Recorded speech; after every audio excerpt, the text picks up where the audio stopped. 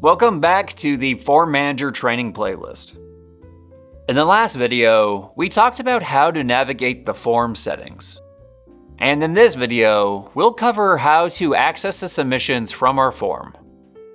We'll start by clicking the Test tab to fill out the form with filler information. This takes us to a live version of the form with all the fields filled out, including the Files element. Once we hit Submit at the bottom of the form, we can use this submission for testing purposes. Some things we may want to test for are confirmation messages or automatic emails that might be sent out to people. Now that we have a result, we'll go back to the form here and then go to the Results tab. And in this section, we'll be able to see all the submissions that were made on our web form.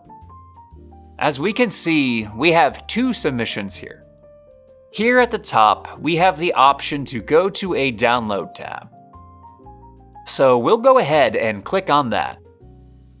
And there's a lot of settings here by default, but most of these settings will already suit your needs. But one thing we want to make sure to do is scroll down to the bottom and make sure to check the Download Uploaded Files box. This is because this form has a file element in it. If we leave this unchecked, then we won't download the files that our users submitted to the form. If we don't have a files element, we don't need to worry about downloading file attachments, and we can leave this unchecked. After that, we'll scroll down to the bottom and click the Download button. It'll take more time if we have a lot of submissions or a lot of files that need to be combined into a zip folder. Once that's done, our zip file should be ready to open. There's one titled My New Form, which is the name of our web form. We'll open it locally, and we should find a folder for this with the web form name and a folder for each submission. The folder should have the contents from the form available for us to review.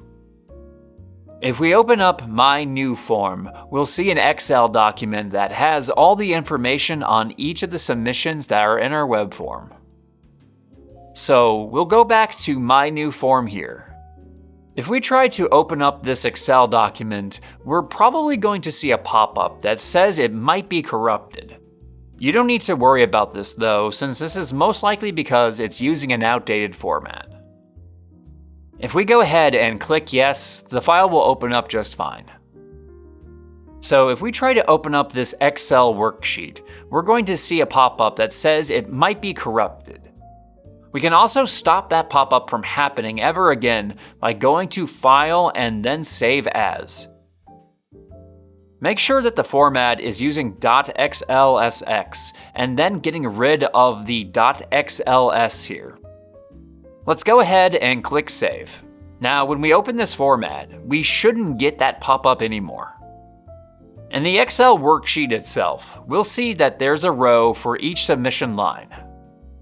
And at the top, there's information on each of the elements that we have, as well as a lot of various other information that's not included in the web form itself, but is information that's collected when somebody submits the form.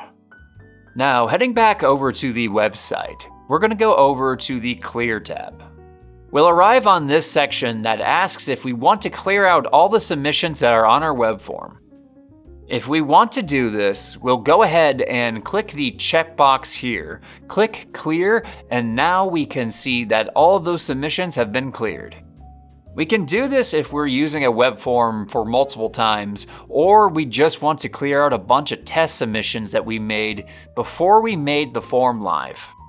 Any situation like that, we would want to use the Clear tab for. There is something important to note here. If we do a test and scroll down to the bottom of the form, click Submit, then go back to the form and hit Results, we'll see that the number isn't back to 1. This might be a problem if we want to start from square one after clearing out all of our submissions. So first, we'll go ahead and clear the test that we just made.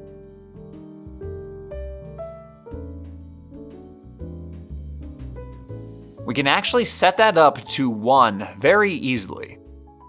We'll go to the Settings tab here at the top, and within that, we'll go to the Submissions tab. We'll scroll down a little bit until we see this next submission number section. And we'll change this number from 6 to 1. Then we'll scroll down to the bottom and click Save.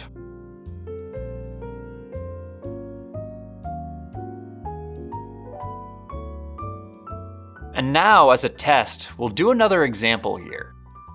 Scroll down to the bottom, hit Submit, go back to the form, go to Results, and then we can see that the number is set back to 1.